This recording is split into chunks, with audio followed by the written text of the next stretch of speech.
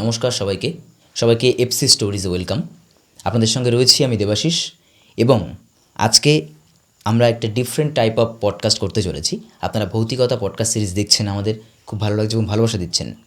তো সেই জায়গায় দাঁড়িয়ে আজকে আমাদের এই নতুন সিরিজ বলবো না, ভৌতিকতা পডকাস্ট সিরিজই, কিন্তু এখানে আমরা ডিফারেন্ট বিষয় নিয়ে আলোচনা করব। অন্যান্য দিনের পডকাস্টের থেকে আজকের পডকাস্টটা আলাদা।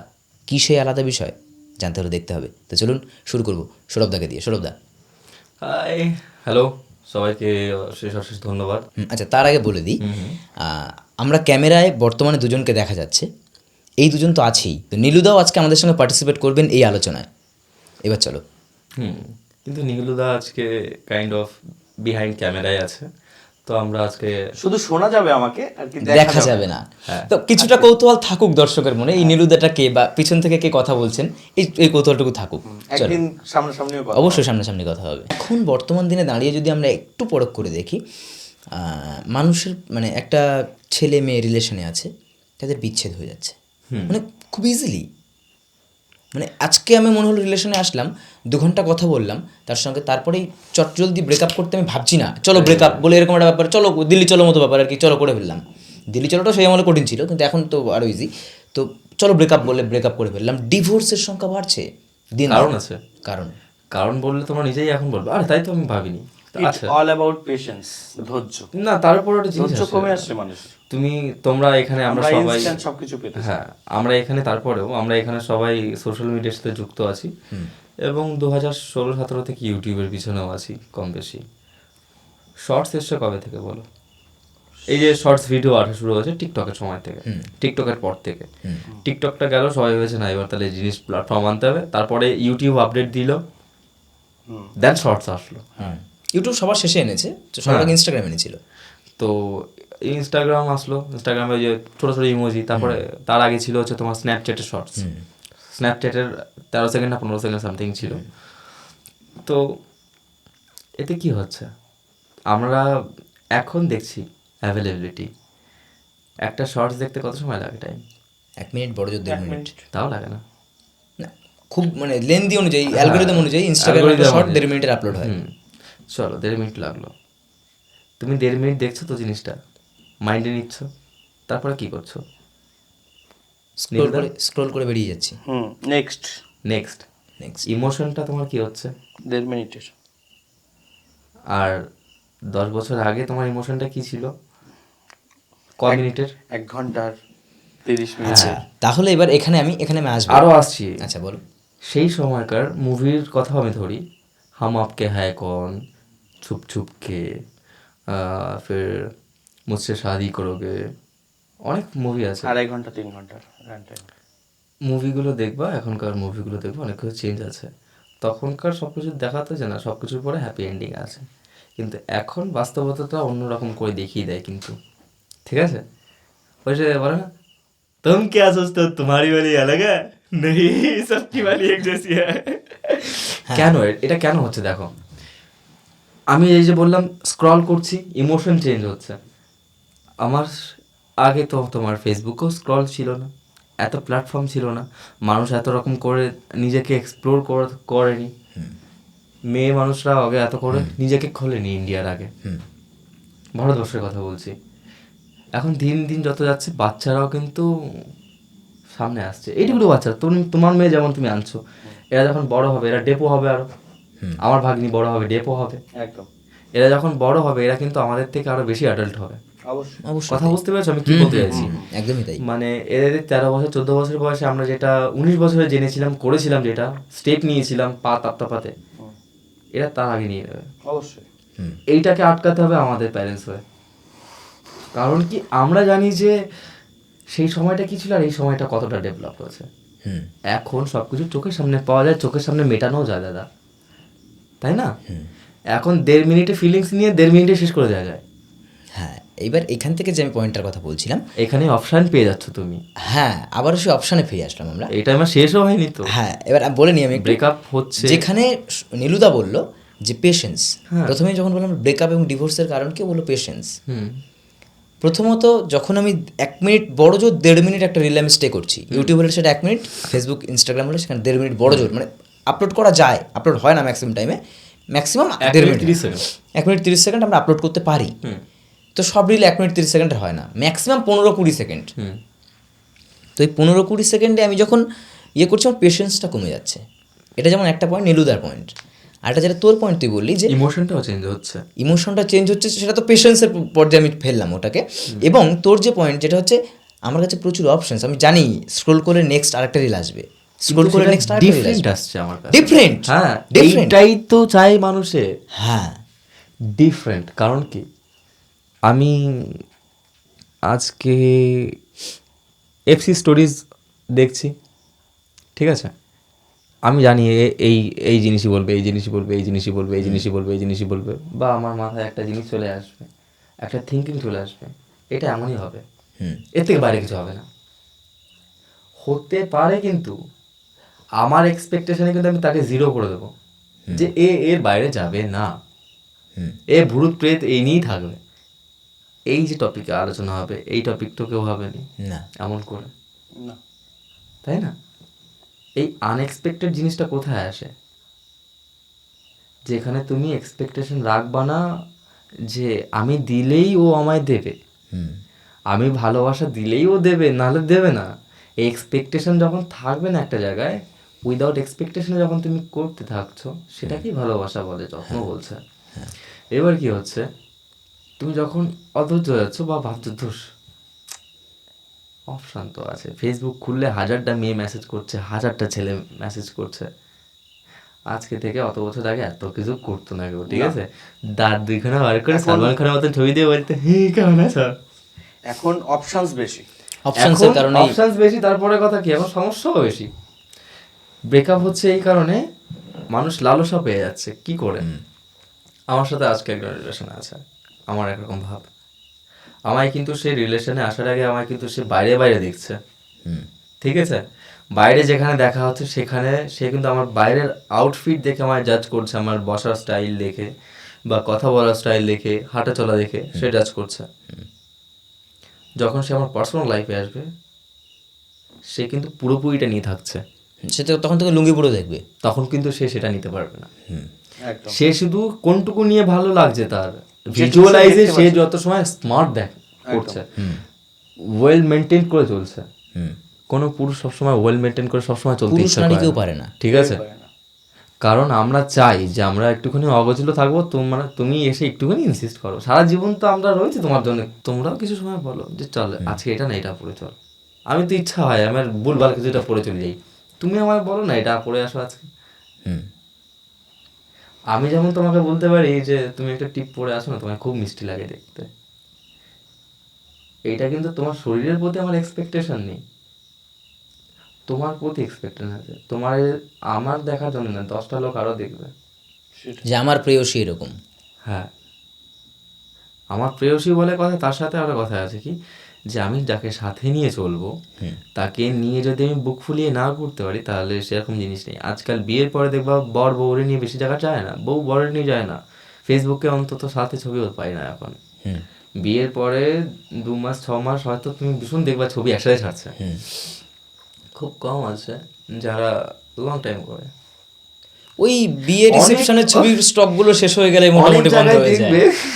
কারণ ওয়েডিং ফটোগ্রাফার হিসেবে অভিজ্ঞতা আমি একটা কথা বলি, অনেক বৌদিদের প্রোফাইলে দেখবা, আচ্ছা আমার প্রোফাইলও আছে, তার হাজবেন্ডের ছবি নেই। আমি 1000 খুঁজে দেখেছি, বাবা একটা ছবি অন্তত দেখি যে এটা কার সাপোর্টের জিনিস। এটা দেখছি আমি। খারাপ লাগে খুব। সন্তানের আছে, সেই মহিলার বাড়ির লোকের সবার আছে, সব কিছু আছে, বাপের বাড়ির, কিন্তু শ্বশুর বাড়ির কোনো লোকের সাথে কোনো অ্যাটাচমেন্টের কোনো ছবি নেই। এই রিসেন্ট আমি ওকে দেখাচ্ছিলাম একটা ছবি। এগুলো কি খারাপ জিনিস। কাল সম্ভবত কালকেই দেখাচ্ছিলাম যে দেখ ছবিটা এরকম প্রোফাইলটা, মানে আমাদের ইয়েতে কমেন্ট করেছে, সেখান থেকে দেখাচ্ছিলাম যে হয়তো নিজের 200-300 ছবি আছে, তার হাজবেন্ডের সঙ্গে হয়তো দেখলাম সম্ভবত 2টো ছবি আছে, মানে 100-তে একটা, দুটো ছবি, 200 ছবির মধ্যে 2টো ছবি, মানে 100-তে একটা। 300-র বেশি ছবি আছে, 2টো ছবি আছে। তাও কেমন টাইপের হতে পারে? এবং ফর্মাল টাইপের। হ্যাঁ, এবং একটা জিনিস বলি, এখানে মানুষ ভদ্রতা ফর্মাল টাইপের ছবি পাবা তাও। হ্যাঁ, এবং সেখানেও একটা ব্যাপার আছে, সেটা হচ্ছে যে কেন ছবিটা দিয়েছে তারও একটা কারণ আছে, সম্ভবত তার জন্মদিন ছিল বা কিছু ছিল, সেই কারণে দিয়েছে। আর তাও প্রথম দিকে হবে এটা। এবার মানুষের ওই বর্ণ বৈষম্য এটা করা ঠিক না, কিন্তু সেই ওয়াইফের তুলনায় হাজবেন্ডের তুলনার হয়তো একটু হয় না, কম্পেয়ারে একটু কম বেশি হয়। আমি তো সেটাই তোমাকে এইমাত্র আমি বললাম যে আমরা এখন বেশি তাহলে এমন একটা মানুষের সঙ্গে আমি থাকছি যাকে আমি পছন্দই করি না। ওই যে আমি প্রথম দিকে যে তোমায় উপর দিক দিয়ে দেখে আমি তোমায় পছন্দ করেছি, তোমার ভেতরে জানতে জানতে যে আমার ভালোবাসাটা হবে উইদাউট এক্সপেকটেশন আসবে, সেই জায়গাটা তো আমি আসার আগেই আমি সব কিছু বলে দিচ্ছি তোমায়। একটা কথা বোঝো, তোমার প্রতি আমার ভালোবাসা আসার আগেই যদি আমি তোমায় সব কিছু দিয়ে রেখে দিই, বুঝতে পেরেছো কি কি দেওয়ার কথা বলছি, আর কি দেওয়াই যাওয়া যাবে। তো এই কারণে আমাদের মানুষের ভিতরে লালসা একটা আলাদা জায়গা আছে, সবাই জানে যে তুই আজকে আমার সাথে নেই তো কি হচ্ছে, আমার জন্য আরো আছে অপশন। এক্স্যাক্টলি, আবার সেই অ্যাক্সেসে চলে আসবে যে বেশি option. বেশি প্রয়োজনের তুলনায় বেশি। ওই যে বলছিলাম না যে গুছিয়ে রাখা, জোগাড় করে রাখা, হাতে রাখা, পয়সা হোক, সম্পত্তি হোক বা লোক হোক, আমরা সবাই হাতে রাখি। ছেলেরাও হাতে রাখে মেয়েদেরকে। অনেক ছেলে আছে 2-3টে মেয়ের সাথে চলবে সম্পর্ক। এখন তো একটা জিনিস ভীষণভাবে ট্রেন্ডিংয়ে আছে, জানি না তোরা কতদূর খবর রাখিস, সেটা হচ্ছে বেঞ্চিং আমার সাথে হয়েছে ইন এ রিলেশনশিপ। বেঞ্চিং এবং এই জিনিসটা আমার কাছে প্রচন্ডভাবে আমার খারাপ সাথে লাগে। 4বার হয়েছে বেঞ্চিং। আমি যতবার সিরিয়াস রিলেশনে গেছি এটা বেঞ্চিং এর মধ্যেই পড়ে গেছি, আমি হয়েছি। এখানে আমার বক্তব্য যে শুধু মেয়েরা না, কিন্তু ছেলেরাও করছে। হ্যাঁ, ছেলেরাও এবং বেঞ্চিং জিনিসটা হচ্ছে মানে এমন, আমি একজনের সঙ্গে সিরিয়াস রিলেশনশিপে আছি, আমি কেন ব্যাকআপ রাখছি, বাই দি চান্স তার সঙ্গে যদি ব্রেকআপ হয়ে যায় আমার কোনো কারণবশত, আমি আরেকজন আছে, আমি নেক্সটই অপশন মানে ইমিডিয়েট 1 ঘন্টার মধ্যে আমার সেই অপশনটা রেডি করা। এবং তোমাকে এমন একটা কন্ডিশনে নিয়ে সেই ছেলেটা বা সেই মেয়েটা দাঁড় করিয়ে রাখছে যে তুমি তার সঙ্গে রিলেশনে নেই, কিন্তু তোমার মধ্যে প্রপার ফিলটা সে জাগাচ্ছে। তো সেই ছেলেটা বা মেয়েটাকে ওইভাবেই রেখে দেওয়া হচ্ছে। ও জীবনে কোনো দিন ক্লেম করতে পারবে না যে হ্যাঁ আমি বলেছিলাম, ওই মেয়েটা জীবনে কোনো দিন ক্লেম করতে পারবে না যে আমি বলেছিলাম হ্যাঁ আমি তোমাকে ভালোবাসি। ওকে সেই ক্লেম করার জায়গাটা আমি দিচ্ছি না, অথচ আমি তাকে একটা হোল্ড অনের জায়গায় রেখে দিয়েছি। আরেকটা বলিনি, দাঁড়াও দেখো, ওয়ার্ল্ড অফ ইমাজিনেশনে আছে। ওয়ার্ল্ড অফ ইমাজিনেশন ঠিক আছে, বাট আমি যেটা রিয়েলাইজ করেছি এবং যেটা আমি ভুক্তভোগী দেখেছি, আর যেটা আমি সবাইকে দেখিয়েছি কিছু কিছু ছেলে মেয়েদের, যে ক্রিয়েট করছে, দেখ ভাই তোর সাথে এবং আমার সাথে হয়েছে, আমি পরিস্থিতি ক্রিয়েট করা হয়, তোর সাথে ক্রিয়েট করছে কাইন্ড অফ। এটা হবে বাজে কথা তুই বলবি, তুই ওই মেয়েরে এখনই ফোন করে তুই নোংরা কথা বলবি, গালি দিয়ে বলবি তুই, মানে সিচুয়েশন ক্রিয়েট হচ্ছে। এইটাই তো বলছি, সিচুয়েশন ক্রিয়েট হবে কি করে, তুই কথা বলবি, তোর কথা রাফ কথা বেরাবে ওর প্রতি, কিন্তু ও সমান টোন দেবে না, ও তো ছাড়ো না, বাদ দাও না, কী হয়েছে। কেমন হবে, একটা সম্পর্কে থাকার সময় না মানুষের টান থাকে একটা, হট করে যখন দেখবি ঢিলা দেওয়া হয় সম্পর্কে, ধরো স্বাভাবিক একটা জিনিস বোঝাই, তোমার একটা সুতো বাঁধা আছে সোজা, ছিঁড়ে গেল, গিট দিয়ে আবার বাঁধলাম, সেই টানটা কি থাকবে? অসম্ভব থাকবে না, থাকবে না, সম্পর্কটা ওখানে অমন হয়ে যাচ্ছে।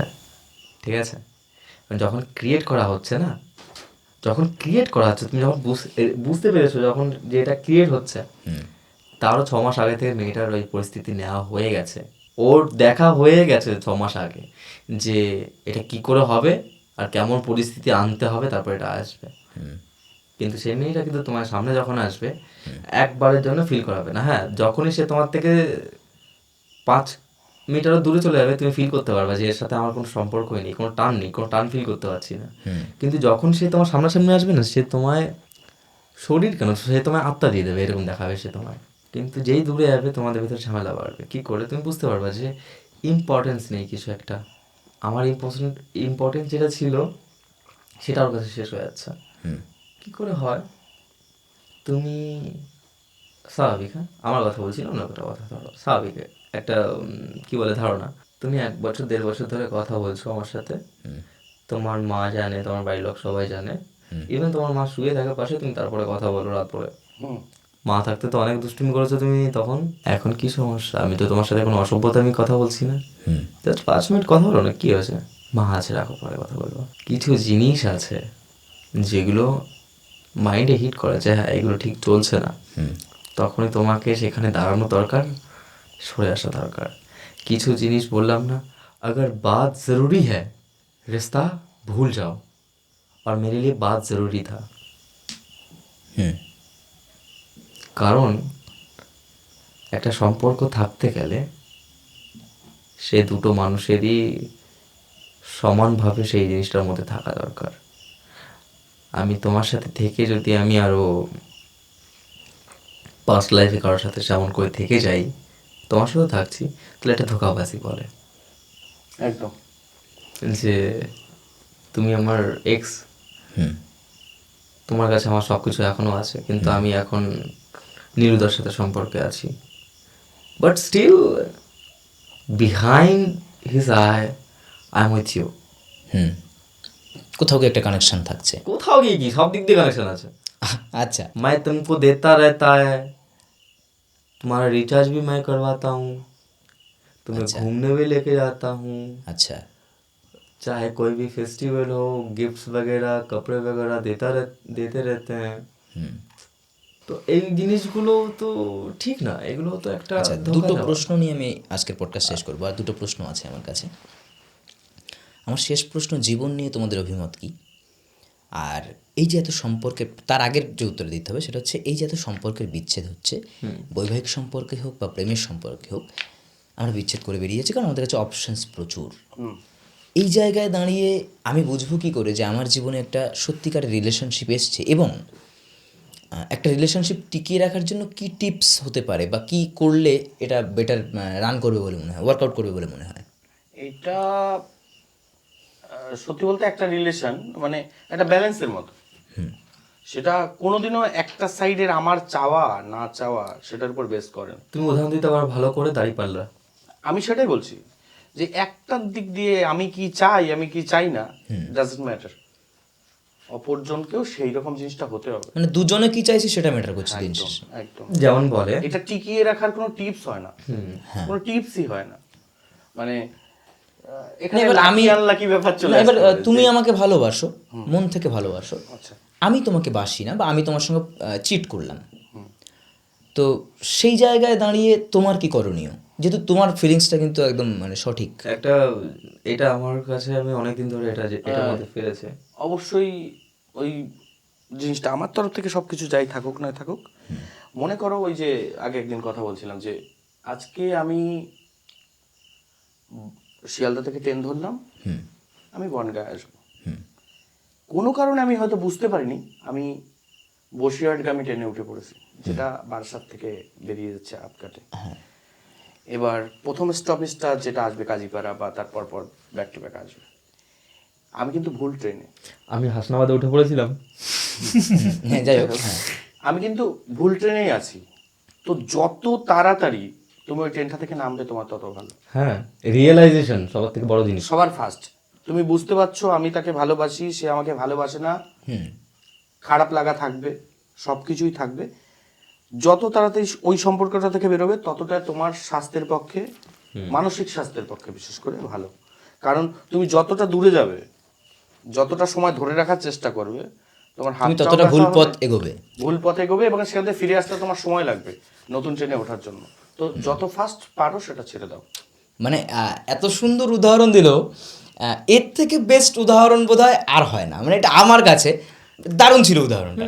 কটা হয়েছে সেটা দর্শকদের জানা উচিত। হ্যাঁ, দর্শকদের জানাই। কটা বাজে? এখন ঘড়িতে সময় জানি না দর্শক দেখতে পাচ্ছি কিনা, আচ্ছা আচ্ছা, 2:55 বাজে। 2:55। ঠিক আছে, আমরা পডকাস্ট এখানে শেষ করব। সেটা একটু বলে নিঃসন্দেহে এটা বলে দিতে হবে না দর্শক, ঝিঝি পোকা ডাকছে।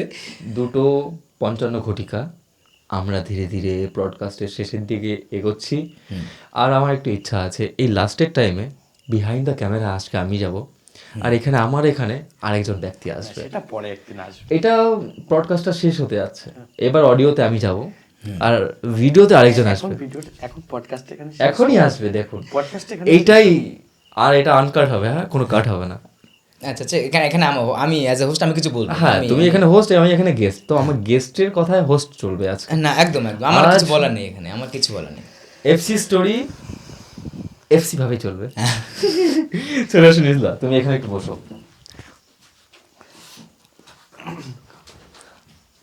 তো যেটা বলার সেটা হচ্ছে, দর্শকরা তো বেসিক্যালি শুধু সামনে হয়তো আমাকে দেখছেন, সৌরভদাকে দেখছেন, বা আরও নীলুদাকে আগেও দেখেছেন পডকাস্টে, আপনারা নীলুদাকে পডকাস্টে আগেও দেখেছেন। তো সেই জায়গায় দাঁড়িয়ে বেসিক্যালি ও ক্যামেরার পেছনেই থাকে, আমাদের গোটা টিমের ডিরেক্টর, এফসি ইউনিভার্স আমাদের একটা গোটা ইয়ে চলে, সেই এফসি ইউনিভার্সের ডিরেক্টর আমাদের নীলুদা, ও সেই দায়িত্বে থাকে এবং আজকে অডিওতে ছিল। তো সৌরভদাকে জিজ্ঞেস করবো যে সৌরভদা, নীলুদার সম্পর্কে তোর বক্তব্য কী? আজ মনে হয় প্রায় 9 বছর কি 10 বছর হবে আমাদের চেনা পরিচিতি। রামচন্দ্রপুর স্কুল থেকে আমাদের পরিচিত। তো ফার্স্ট যখন আমাদের ইন্টারাকশন হয়, মানে যেদিনকে আমরা ফার্স্ট দেখা করি সামনাসামনি, আমরা তো এমনিতে ফ্যামিলি দিক দিয়ে মাসি বেশি ছেলে আমরা। তো প্রথম দিনকে দেখা হয়, শোনো মজার ঘটনা। এ দাদা দাদা, তোমার নাম সৌমেন? হ্যাঁ, কেন? দাদা তোমার না দেখতে খুব কিউট লাগে। তাই নাকি? তোর নাম কি? আমি সৌরভ, পিয়ালির ভাই। আরে কোন পিয়ালি? তখন সৌমেন দার দেখতে অন্যরকম ছিল, ঠিক আছে, কিউট ছেলে, হিরোইক ছোট ছোট চুল, আমি ছবি দেখেছি। ঠিক আছে, ওই হচ্ছে ফার্স্ট আমাদের ইমপ্রেশন। তারপর থেকে আজ অব্দি সেই একই ইমপ্রেশন রয়ে গেছে, না চেঞ্জ হয়েছে না কিছু। শুধু খালি জায়গাটা গোপটা আসছে। দাড়ি গোপটা এসছে, এখন এক মেয়ের বাপ হয়েছে। হ্যাঁ, কংগ্রেচুলেশন তার জন্য। আর এত Thank you ভালো very ভালো much. কন্টেন্ট আমাদের জন্য আনো, দেখে মজা পাই। অ্যাকচুয়ালি ডিপ্রেসড মাইন্ডের মানুষের জন্য খুব ভালো কমেডি। আর কমেডি করা সবার কাছে সম্ভব না, হয়তো আমি চেষ্টা করা হয়, মানে যেটুকু আমরা সবাই মিলে করি। অ্যাপ্রিসিয়েট করি, খুব ভালো। তোমরা আরো বেশি ভালো করে করো, আরো ভালো করো, যাতে মানুষ হাসতে হাসতে কাঁদতে কাঁদতে কাঁদতে হাসে। বাহ, তোমরা এটা একটা খুব সুন্দর লাইন বললি। তো সেই জায়গা থেকে তো পডকাস্টের এখন 2:59 বাজে, পাক্কা আর 1 মিনিট পরে 3টে বেজে যাবে। তাও এখানে শেষ করা হোক, পডকাস্টটা এখানে শেষ করব। তো এতক্ষণ সবশেষে ক্যামেরার পিছনে আমি ছিলাম, একদম আমি একদম। interaction এবং করছিলাম উত্তমদাও ছিল, ওকেও আমরা একদিন ক্যামেরার সামনে নিয়ে আসবো, অবশ্যই নিয়ে আসবো। উত্তমদাকে আপনারা ফালতু কমেডিতে দেখতে পান। তো যাই হোক, পডকাস্ট শেষ করবো এবং at the end of the podcast আমরা বুঝলাম যে জীবনে চাহিদা বেশি রাখা যাবে না, বেসিক মোরাল যেটা। একদমই তাই। মোরাল একদমই যে তাই। আমার যেন সুস্থভাবে আজ চলে যায়, ঠিক আছে। কারণ কি দেখো, আমরা বেশি কারণ বেসিক্যালি কি হয়েছে, কাল কি ফিকার করতে করতে তো আজ কা জিনা ভুল গয়া। এবং সবচেয়ে বড় কথা, আজকের এই পডকাস্টে আমি তোদের থেকে ছোট, তো সেখানে দাঁড়িয়ে অনেক কিছু শিখলাম তোদের থেকে। এবং আমি আমার দর্শক বা আমি হোস্ট হিসেবে দর্শকদেরকে বলবো যে যারা আমার বয়সী বা আমার থেকে ছোট, প্রত্যেকে আজকের থেকে অন্তত এই চাহিদার অধিক বাঁচাটা বন্ধ করো। আসো, আমরা প্রত্যেকে যেটুকু আমাদের দরকার সেটুকু জায়গা থেকে আমরা সেটুকু চাহিদা নিয়েই বাঁচি। বেশি চাহিদা রাখার দরকার নেই, বেশি অপশানসের দিকে যাওয়ার দরকার নেই। যেটুকু পাচ্ছি ওটুকু নিয়েই আমরা সন্তুষ্ট থাকি, তাই না? তো সকলে ভালো থেকো, সুস্থ থেকো, সকলকে আমাদের পক্ষ থেকে শুভরাত্রি। শুভরাত্রি।